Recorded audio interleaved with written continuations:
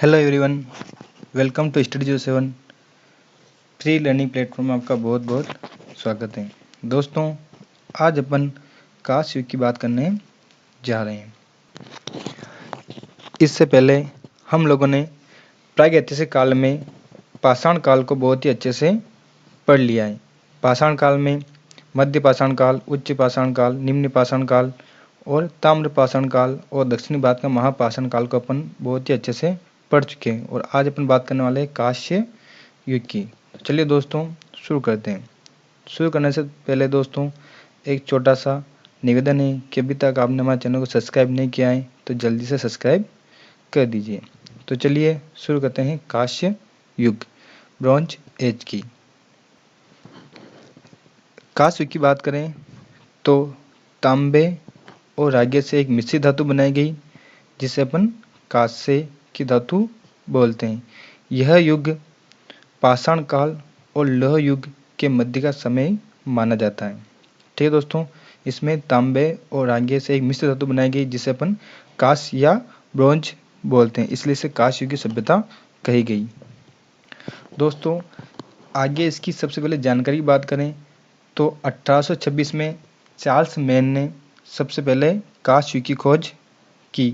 इसके समय पीरियड की बात करें, इसका समय की बात करें तो 3000 ईसा पूर्व से 1000 ईसा पूर्व इसका समय हमें देखने को मिलता है। इसके लक्षण की बात करें दोस्तों तो कांस्य युग में शहरी सभ्यता का विकास देखने को मिलता है। विश्व की अनेक लिपियों का विकास भी कांस्य युग के समय ही हुआ। पौराणिक सभ्यता का विकास भी हमें कांस्य युग में देखने को मिलता है। कांस्य युग में शक्तियों के प्रतीक की पूजा होने लगी थी, जिसमें सूर्य, चंद्रमा और देवी देवियां शामिल थी। कांस्य युग में शक्तियों की पूजा का प्रचलन शुरू हो चुका था। कला के क्षेत्र में भी कांस्य में विकास देखने को मिलता है और कांस्य युग के जो मानव थे वो कला प्रेमी थे। दोस्तों, कांस्य युग के महत्वपूर्ण बिंदु की बात करें तो सबसे पहले जो उपयोग की गई वो धातु तांबा थी। ये मैंने आपको ताम्र पाषाण काल में बता दिया था। तांबे के पश्चात टीन और जस्ते को मिलाकर तांबा और जस्ते को मिलाकर एक धातु बनी जिसे अपन कांस्य धातु कहते हैं। यह धातु अधिक उपयोगी थी तांबे की अपेक्षा। इस काल में धर्म भाषा का भी विकास हमें देखने को मिलता है।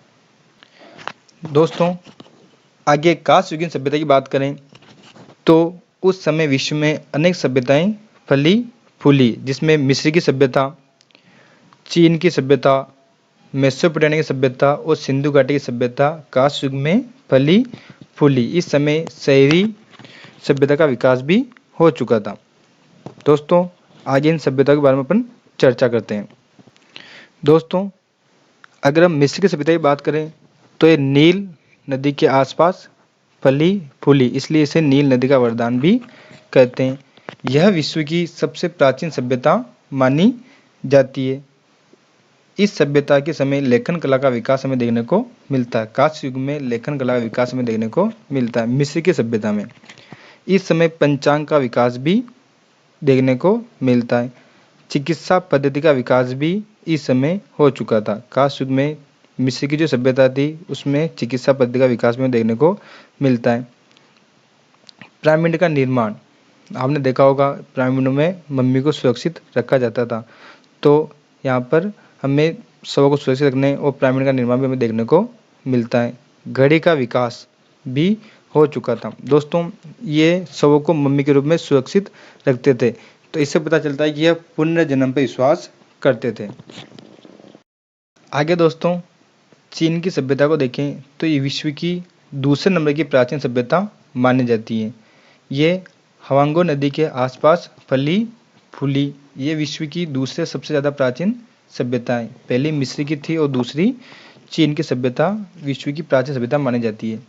इस समय इंक, कागज और रेशम का आविष्कार चीन की सभ्यता में देखने को मिलता है। चीन की सभ्यता में सौर पंचांग और सौर घड़ी का आविष्कार में देखने को मिलता है। बारूद का आविष्कार भी चीन की सभ्यता में देखने को मिलता है। दोस्तों, अगर घड़ी का विकास की बात करें तो मिस्र की सभ्यता में हुआ था, और सौर घड़ी के आविष्कार की बात करें तो ये चीन की सभ्यता में हुआ था। दोस्तों, आगे मेसोपोटामिया की सभ्यता की बात करें तो यह सभ्यता दजला फ्रात नदी के किनारे फली फूली। इस समय चंद्र पंचांग और चंद्र घड़ी का निर्माण मेसोपोटामिया सभ्यता में देखने को मिलता है। चिकित्सा पद्धति की बात करें तो 500 से अधिक औषधियों का ज्ञान मेसोपोटामिया की सभ्यता के लोगों को था। यह विश्व की पहली विधि संहिता का निर्माण भी मेसोपोटामिया के लोगों ने ही किया, जिसे अपन हिम्मरानिक विधि संहिता कहते हैं। इस समय मेसोपोटामिया लोग किला का लिपि का उपयोग करते थे, और मेसोपोटामिया लोग उनकी पुस्तकालय की देन हमें देखने को मिलती है। संख्या पद्धति की बात करें तो संख्या 60 के अनुपात में थी, जिसे घड़ी का समय देखते हैं तो 60 के अनुपात में होता था। तो ये मेसोपोटामिया के लोगों की ही देन है। दोस्तों, आज की क्लास छोटी सी क्लास थी। आपको आज का वीडियो कैसा लगा प्लीज़ कमेंट बॉक्स में कमेंट कर जरूर बताएं, और आपने अभी तक हमारे चैनल को सब्सक्राइब नहीं किया तो जल्दी से सब्सक्राइब कर दीजिए। धन्यवाद। जय हिंद, जय भारत।